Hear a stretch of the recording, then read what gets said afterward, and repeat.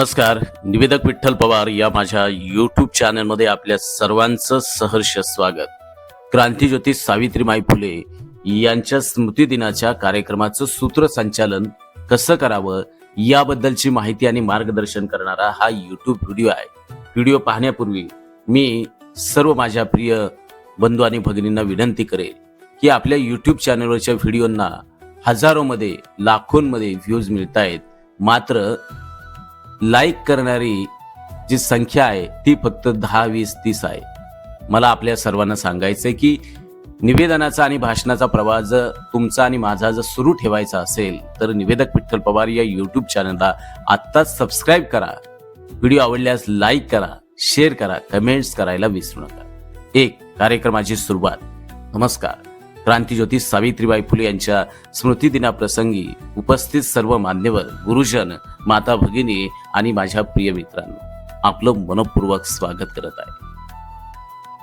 समाजात स्त्री शिक्षणाची ज्योत पेटवणाऱ्या, अन्यायाविरुद्ध निर्भीडपणे लढणाऱ्या आणि स्त्री सक्षमीकरणाचा मार्ग दाखवणाऱ्या महान व्यक्तिमत्व म्हणजे क्रांतीज्योती सावित्रीबाई फुले. आज त्यांच्या स्मृती दिनानिमित्त आयोजित या कार्यक्रमात आपण सर्वजण त्यांच्या महान कार्याला अभिवादन करण्यासाठी एकत्र आलो आहोत. 2. दीप प्रज्वलन. या प्रसंगी निवेदकानं काय बोलावं? भारतीय संस्कृतीमध्ये कोणत्याही शुभ कार्याची सुरुवात ज्ञानाचे प्रतीक असलेल्या दीप प्रज्वलनानं केली जाते.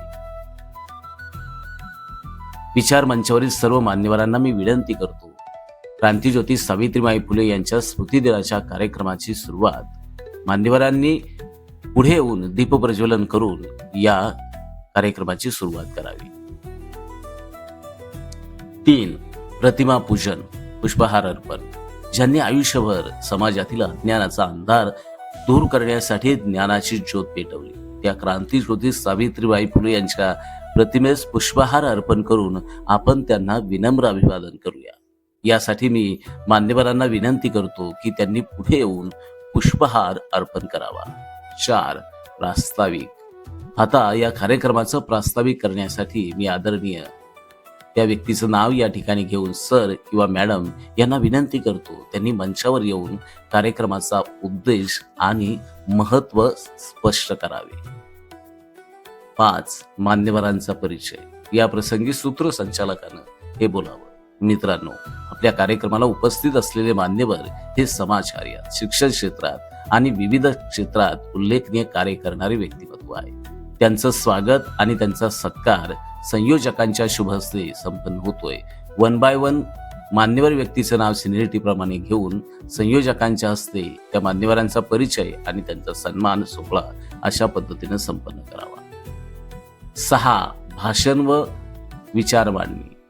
आता आपण ज्या महान स्त्रीच्या कार्याचा आणि विचारांचा स्मरण करून प्रेरणा घेऊया. यासाठी मी ज्यांना मनोगत व्यक्त करायचंय त्यांचं नाव या ठिकाणी सूत्रसंचालकांना घेऊन यांना विनंती करतो की त्यांनी मंचावर येऊन क्रांतीज्योती सावित्रीबाई फुले यांच्या कार्याविषयी आपले विचार व्यक्त करावे. 7. प्रमुख पाहुण्यांचं मनोगत. मित्रांनो, कोणताही कार्यक्रम मान्यवरांच्या मार्गदर्शनाशिवाय पूर्ण होत नाही. त्यामुळे आता आपल्या कार्यक्रमाचे प्रमुख पाहुणे आदरणीय यांना विनंती करतो की त्यांनी मंचावर येऊन आपले प्रेरणादायी मनोगत व्यक्त करा. 8. आभार प्रदर्शन. कार्यक्रमाच्या शेवटी कृतज्ञतेची भावना व्यक्त करणं ही आपली संस्कृती आहे. आता मी जे आभार व्यक्त करणार आहे त्यांचं नाव या ठिकाणी घेऊन यांना विनंती करतो की त्यांनी आभार प्रदर्शन करून कार्यक्रमाची सांगता करावी. आणि शेवटी 9. समारोप. सूत्रसंचालकानं 15 सेकंदामध्ये कार्यक्रमाचा समारोप कसा करावा त्याचं निवेदन अत्यंत कमीत कमी शब्दात समर्पक आणि मार्मिक कसं करावं ते पहा. मित्रांनो, आजच्या या कार्यक्रमात आपण क्रांतीज्योती सावित्रीबाई फुले यांच्या विचारांचा आणि कार्याचा स्मरण केलं. त्यांनी पेटवलेली शिक्षणाची आणि समानतेची ज्योत आपण कायम तेजस्वी ठेवूया. हीच त्यांना खरी आदरांजली ठरेल. या शब्दात कार्यक्रमाची सांगता करतो. धन्यवाद. जय हिंद, जय सावित्री माऊली.